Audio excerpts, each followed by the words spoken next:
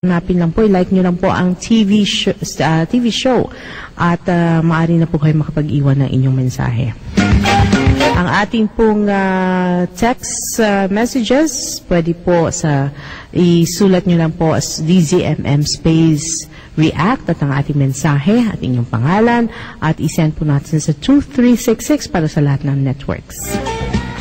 Pag-usapan natin ngayong umaga at ito'y ako, mapalad tayo. First time, mag-guest po ang isang taong medyo nasundan ko nitong mga nakaraang buwan. Masaya po yung kanilang grupo. Napakalalim po ng mga talakayan doon. So, kung narinig nyo last week si Tony Israel talking about the UFOs, tandaan nyo, sabi naman ni Tony ay pinag-aaralan lahat ng bagay. Hindi naman basta-basta. Kahit siya rin, tinitingnan niya ang mga pruweba. Kaya lang, mas marami siyang mga experiences na hindi maipaliwanag din ng siyensya. Yun yung pinagtatalunan Maaring sabihin ng siyensya na sa kanila wala. Pero bakit, kung napanood ninyo po ang Rated K, sinabi rin doon na may isang baryo o sa barangay, saan nga ba ito, sa Aklan yata na merong naramdaman at lahat sila nakakita at hindi lang po isa, dalawang tao, kundi marami ang naka-witness ng mga kakaibang mga pangyayari. So, may mga bagay-bagay na hindi natin ma-explica at may mga taong quite versed o sinasabing pinag-aaralan din nila sa pamamagitan sa kanilang kakayahan din. Ang ating guest po ngayong umaga ay, nako talaga ito ay kinonvince talaga namin na lumabas sa inyo kasi malalim din po ang kanyang pinagmumulan at pinanggagalingan ng kanyang mga paniniwala tungkol sa buhay. Hindi lamang po sa mga kakaibang pangyayari, kundi sa buhay din. Isang taong kahit nababasa ko lang at first time ko na-meet ay nagkaroon ako ng respeto sa taong ito. Walang iba po kundi si Ed Neri. Maganda umaga, Mr. Ed Neri.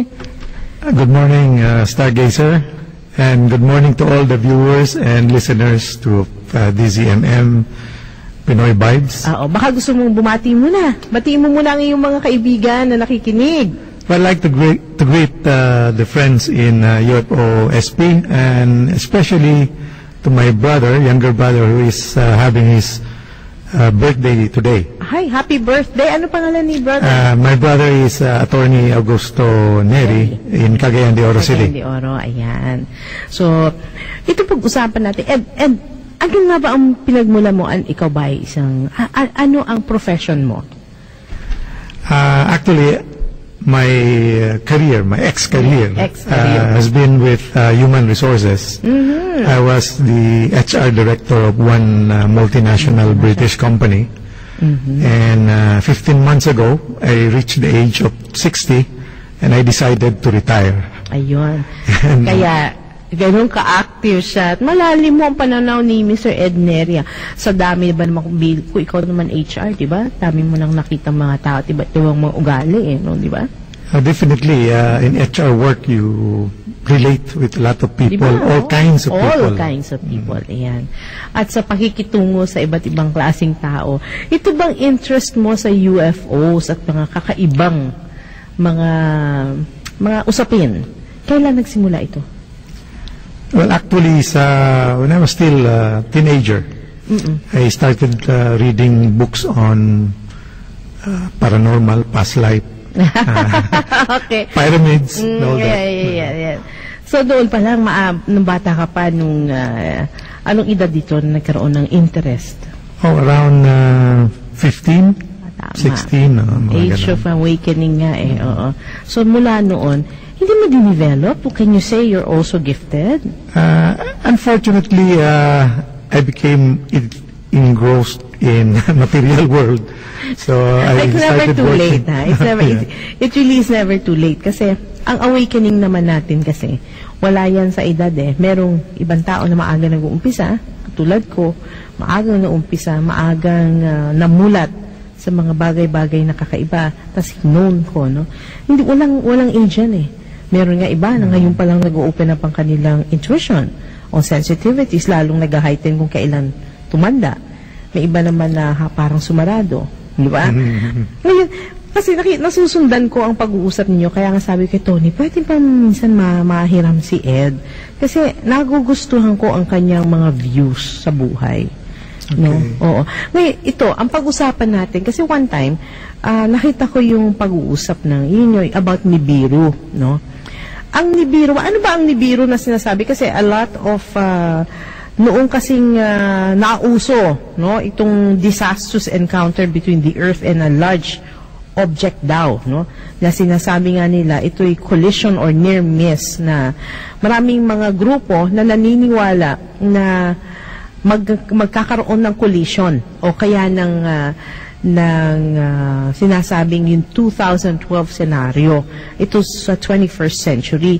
So, ang sabi kasi nila, may Planet X o comet o Nibiru. How do you spell? Nibiru o Nibiru? Nibiru. Nibiru, no? Saan ang galing itong pag-uusap kay Nibiru na ito? Well, Nibiru is one of Nibiru means in Sumerian, it means the planet with the crossing. You can find this word in the books of Zechariah Sitchin. Zechariah, nababasa ko. Yung Earth Chronicles yes. niya. And he mentioned that he has a theory about the origins of man. And basically saying that the men or the human kind comes from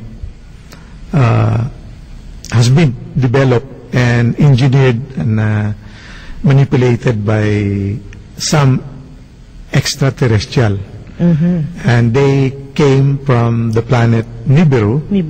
And they are called Anunnaki. Oo, yung mga Anunnakis. Kaya nga so that's where the word Nibiru started coming out.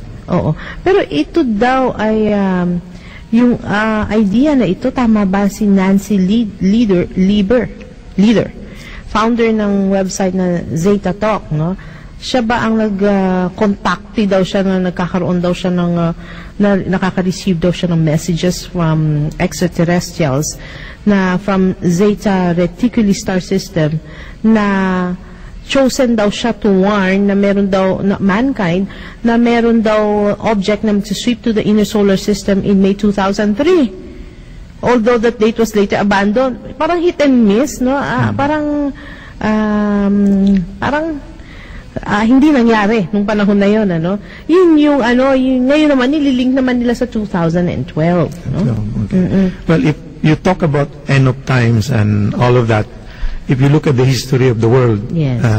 And you will find that there are a lot of people who has declared the end of times, even always, and they've always failed to get the date right. Wala naman mapagsabi. Yeah, that's the problem. You cannot really say when it's going to happen. And you mentioned about Nancy Leader, about from Zeta Talk.